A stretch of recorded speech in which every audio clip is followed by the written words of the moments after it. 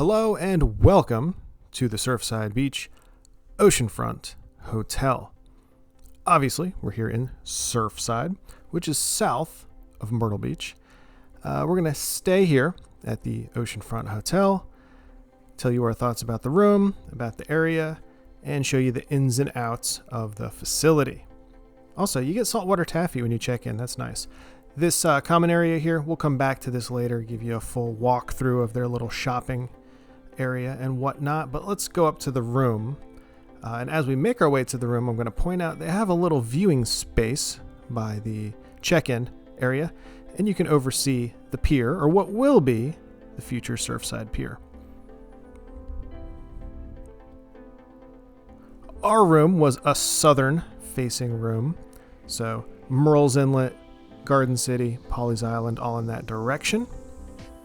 And as we go through the room, you're going to see it's fairly spacious. The room is very clean, and no real complaints when it comes to the wear and tear of furniture, walls, carpet, things like that. It feels fresh, it feels clean.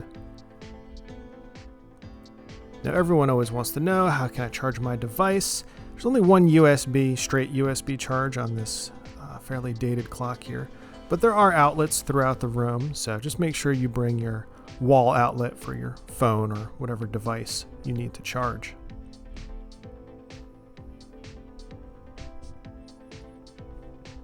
When it comes to hotels in Surfside Beach, specifically Oceanfront, this is one of the only hotels that is oceanfront, and we'll get to the reason behind that later when we start walking around the beach and we see the skyline of the beach.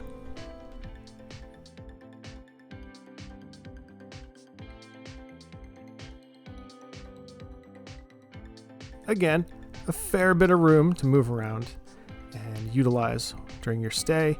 You've got your safe, you got your refrigerator, there's a coffee machine as well.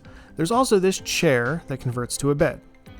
Very unique bed. It's very skinny, very long. It's almost like something Slender Man would sleep in.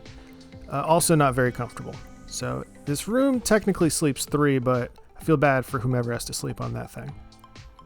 When you go out on the porch, there are 2 chairs. It's a fairly skinny porch, so it's just enough room to sit out there or stand out there. Again, facing south. There are only 2 different directions these rooms face, north or south. There are no rooms that face directly toward the ocean.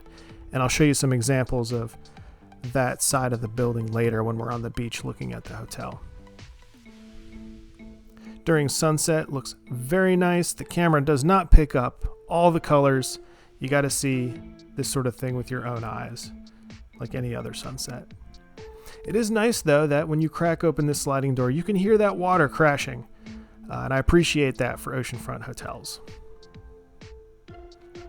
Moving through the room, the vanity, sink, what have you, is separate from the bathroom. It's got its own little space.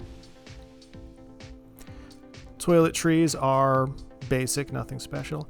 I will point out that the towels in this hotel, I don't know if they're just brand new or very high quality. Really, really nice, soft towels. I was surprised by that.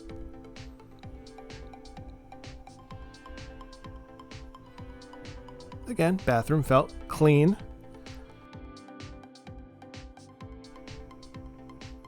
You see that picture on the wall? That's a classic photo of what used to be on the property here where this hotel sits. There was a little amusement park, and throughout the hotel there are photos of historical imagery of Surfside Beach and Myrtle Beach.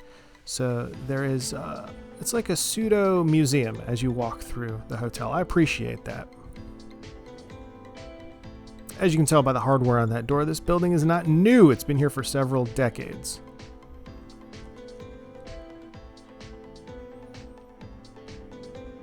So across this parking lot is a bar. This bar does get very busy in the evening, and it does get very loud. That's okay, because when you close that sliding door that you just saw a moment ago, it holds back that noise. It is very quiet in this room, even when that bar, which has karaoke night, even when that bar is very loud. Our room keys got their mascot. You're going to see that mascot later painted on a wall downstairs. And you get some saltwater taffy from Long's, South Carolina. So local saltwater taffy.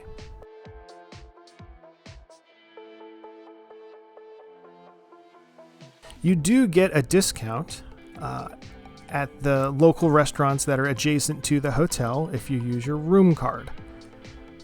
So keep that in mind when you check in. They're going to mention the discount, and it's either going to be 10 or 20%, depending on which restaurant you go to.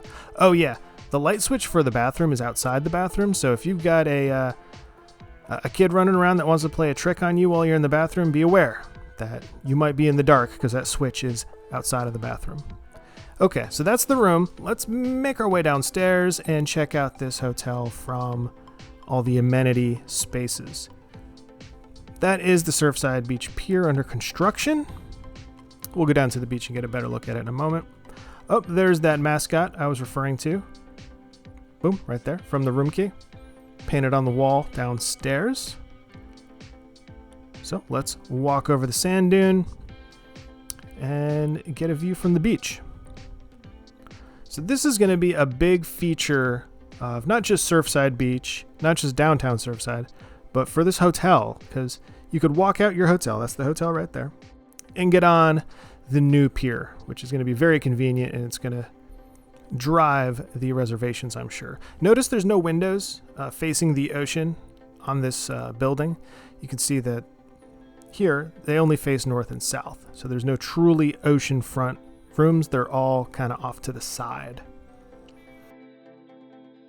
We're going to pan and look down the oceanfront here of Surfside down toward Garden City. Notice no high rises. All low residential, where there are smaller hotels down away. They're only a few stories tall. They changed their zoning ordinance back in the late 80s, early 90s after Hugo, and said that, hey, you can't build any higher than X. So all the hotels that were existing at that time, this hotel being one of them, stayed because, you know, it was grandfathered in. So what that means is when you're in Surfside Beach, that skyline on the water is very, very low, and it's a very, very residential feel, and I dig it. I prefer not having the ocean obstructed by large buildings. Again, there's another view of how there's no oceanfront rooms. They're all either facing north or south. This is the ground floor here, so you'd go through that automatic door off to the side in order to go upstairs and check in. There's a little sign telling you some information about the hotel. So we're going to walk around the general vicinity. So this area, the end of Main Street where the pier is not their quote-unquote downtown, but it's one of the busier sections of town. There's a couple of restaurants here, again the pier and the hotel, and a lot of beach accesses.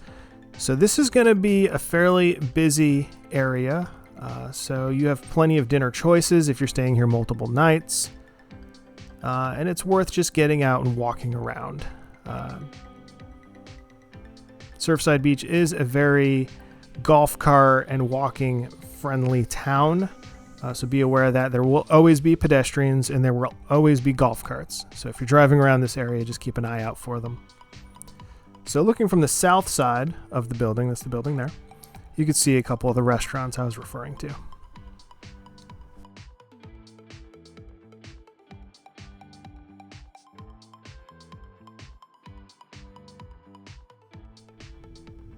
The beach bar, again, they have karaoke quite frequently, so that may or may not affect your experience when staying on this side of the building.